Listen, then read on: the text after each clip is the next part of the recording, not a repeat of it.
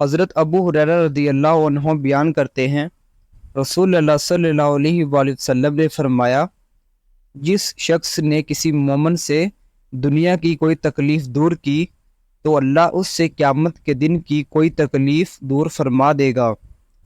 جس شخص نے کسی تنگ دست پر آسانی کی تو اللہ اس پر دنیا و آخرت میں آسانی فرمائے گا۔ جس نے کسی مسلمان کی عیب پوشی کی تو اللہ اس کی دنیا و آخرت میں عیب پوشی فرمائے گا۔ اللہ بندے کی مدد فرماتا رہتا ہے جب تک بندہ اپنے بھائی کی مدد کرتا رہتا ہے، اور جس شخص نے طلب علم کے لیے کوئی سفر کیا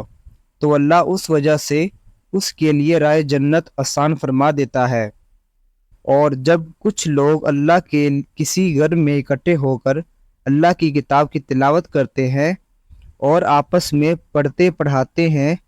تو ان پر سکینت نازل ہوتی ہے، رحمت انہیں ڈانپ لیتی ہے، فرشتے انہیں گھیر لیتے ہیں، اور اللہ اپنے پاس فرشتوں میں ان کا تذکرہ کر فرماتا ہے، اور جس کے عمل نے اسے پیچھے کر دیا تو اس کا نسب اسے آگے نہیں بڑھا سکے گا۔